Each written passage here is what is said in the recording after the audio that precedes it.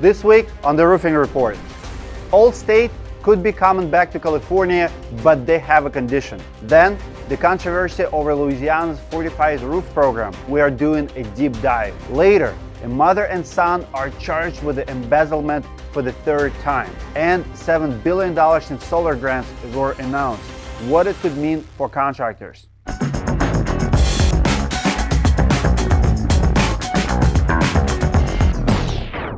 Hey Insiders, welcome back to the Roofing Report. If you like these videos, make sure to give us a like down below and share your opinion in comments. If you have a story idea or want to sponsor our show, email sydney@roofinginsights.com. We appreciate all partners who help us have the show go on. We have some great stories this week, but first, I want to remind everyone about our product review day.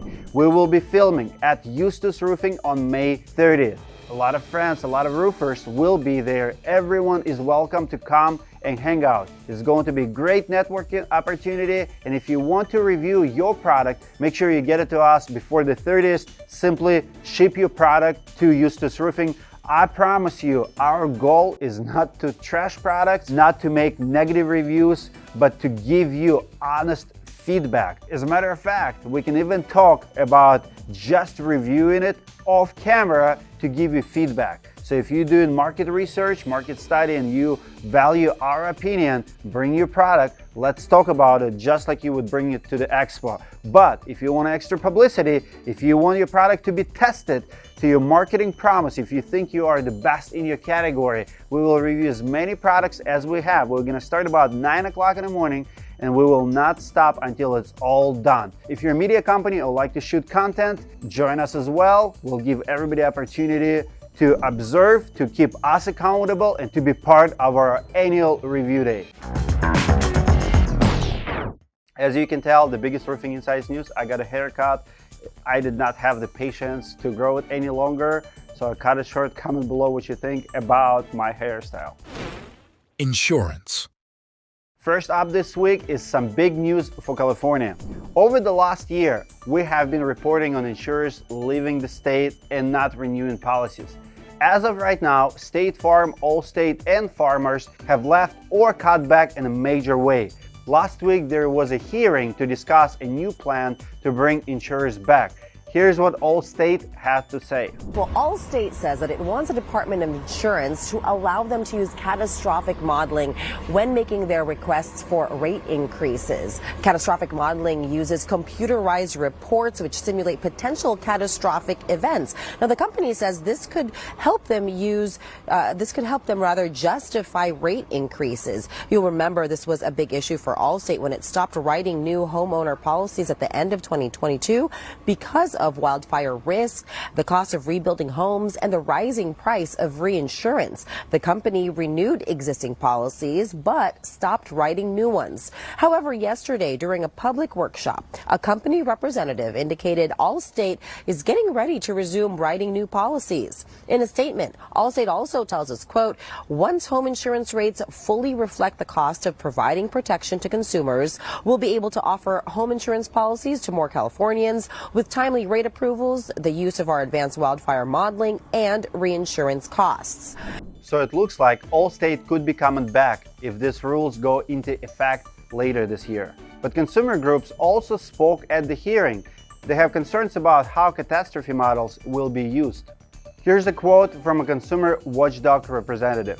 The algorithms and artificial intelligence that private black box catastrophe models use will simply be tools for insurance company price gouging unless California mandates real transparency into how they impact prices and imposes real rules of the road regarding their designs and use, said Carmen Balver, Executive Director of Consumer Watchdog, an LA advocacy group that led the campaign for passage of Proposition 103, the 1988 measure that requires homeowners and auto insurers to get state approval for rate hikes. Consumer groups want to be able to review the models, but the companies who build them have privacy concerns. And they also say that there needs to be a limit on review process or it could take forever. We'll keep you updated as it all plays out. This week's show is sponsored by RainDrop Gutter Guards. If you watch my gutter reviews, you know I'm a fan of RainDrop. Not as big of a fan as brand Siemens, but I like them a lot. These gutter guards sit right on top of your gutters at an angle. They are made from a very smooth plastic. Both of those things mean that leaves will slide right off the roof instead of building up. A lot of other gutter guards are flat, and when you get a leaf build up, it starts to turn into mud, it drips down and clogs the gutter. Another thing that makes RainDrop unique is they have a hail warranty. That's right, hail warranty. It's a very durable, strong material that it will last you a long time. A lot of gutters and gutter covers are damaged after hail events together with the roofs, but gutter covers by RainDrop don't have that problem. I highly recommend this product for any homeowner or roofer. Click the link below to learn more. Rules and regulations. This next story is a big one. The Federal Trade Commission announced a ban on non-compete clauses. These are very common in the construction industry, as many of you know. Non-competes prevent workers from quitting and going to work for a competitor. Usually, they apply for 6 months to a year after leaving the job. The ban will go into effect in 4 months at the end of August. It applies to all workers who currently have non-compete clauses except senior executives. Obviously, this is great news for workers. It will give the average Joe more power to negotiate salary and to leave their job if they are unhappy. On the other side, it could be a problem for business owners, especially in competitive markets. There is significant opposition to this ban, so it could end up being challenged in court. Now, I made a video when this story broke last week. You can go check it out, see my full reaction to it. Let us know what you think in the comments. Is non-compete good or bad for the roofing industry? Moving on. There's a controversy in Louisiana over Fortified roof program. Some people are upset that they are not getting as big of an insurance discount. Now, to recap, the Fortified roof standards were created by an insurance industry group called IBHS. The idea is if you install a fortified roof, you get an insurance discount. A couple of states have built grant programs and incentives around this to help low-income homeowners.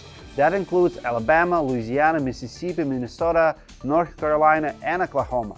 Alabama has been pretty successful. They've had 40,000 fortified roofs installed since 2017. 85% of those were not grant funded. They were incentivized by discounts from insurance and tax credits from the state. Louisiana modeled their program on Alabama's, but there is one big difference. The size of the insurance discount isn't written into the law. Insurers have to give some discount, but it ranges from 5% to 30%, and that's just on the wind and hail portion, so the overall savings are less. Louisiana's program is designed to help people stay in their homes after hurricanes have increased premiums. Many people have been paying 25% more since Hurricane Ida. But if they only had a 5% discount for putting on a fortified roof, it's not enough to make a difference. 1,500 roofs have been installed so far, and only 500 of them have been grant funded. A new bill has been proposed to require a 20% insurance discount, but it's not clear whether it has enough support to pass. Supporters say without this requirement, the program will just not take off like Alabama's. On the other side, the state insurance commissioner says Louisiana's market is too fragile right now to force discounts. He believes that discounts will naturally increase. All insurers get more data on how these roofs perform. If you live in a state with a fortified roof program, we'd like to hear your take below. Fines, scams, and jail time. Up next is a scam run by a mother-son team in North Carolina. The mother is an adjuster and the son is a contractor. They're accused of embezzling more than $20,000, and this isn't the first time either. Apparently, the son was promising to make roof repairs, but only if the homeowner hired his mom as a public adjuster. They were both charged with running the same scam last year and stealing almost $50,000. Apparently, the mom's adjuster's license also expired last month.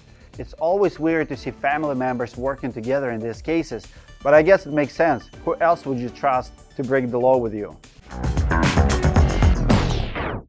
This one is another unfortunate case. A contractor in Las Vegas was arrested for stealing $250,000 from elderly homeowners. A Las Vegas solar contractor behind bars tonight for what the Nevada State Contractors Board calls, quote, egregious crimes against elderly Valley residents. 43-year-old Guadalupe Derek Carbajal was arrested Wednesday on 7 counts of criminal theft. If convicted, he faces up to 65 years in prison. The Contractors Board says Carbajal's company Lifetime Power specifically targeted some of the valley's most vulnerable residents. During the past 2 years, Carbajal took nearly $250,000 from unsuspecting elderly homeowners and never performed any work. The NCSB says complaints against solar contractors have risen exponentially in recent years. The board wants to hear from anyone who may have fallen victim to a scam. We have that information on our website at fox5vegas.com. She said solar scams are becoming a trend, which we have seen in our reporting too. It's a side effect of the industry growing, especially when there is still an education gap with the homeowners. Solar news. It's not all bad news for solar though. Last week, Biden administration announced recipients for $7 billion in grant funding. States, local governments, and nonprofits were invited to apply for the Solar for All grants last summer. Now the money is going out. 60 applicants across all 50 states will create or expand low-income solar programs. The money is expected to bring solar to over 900,000 households. The full list of grant programs is on EPA website. If you're a solar contractor, I would definitely recommend checking that out and seeing if there's a way to partner with the program in your state. Good news. Last but not least is some good news. We're giving a shout out to Sutter Roofing in Sarasota, Florida this week. Sutter recently hosted 50 local high school students to teach them about the roofing industry. The students are part of the program to build trade skills. Research shows that we are losing a lot of our skilled trade workforce and young people are not moving to replace them. We'd love to hear about more companies partnering with the schools and sharing knowledge with the community. Send us an email if you or another roofer in your area are doing something like this. This is it for this week. Make sure to watch us next Sunday and don't forget to like, subscribe, and we read all our comments if you want to engage in conversation below. See you guys next week.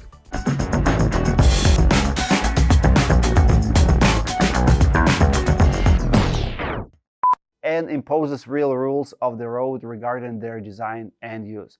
We're definitely doing AI, reading over it. First time in my life I want to outsource to AI. See, Sydney writes for myself. She knows how many words I know in my English level. That one was written for politicians. And $7 billion in solar grants were, and $7 billion. They look brutal. This guy looks like he's coming back to California. I don't think he ever left. He looks like he lives in California. Looks like California dude. He probably, I mean, I don't know where he lives. But isn't like most actors live in California, right? Like, yeah. I mean, people like him, they don't care, right? Like what? Ethan, they just live in the dream.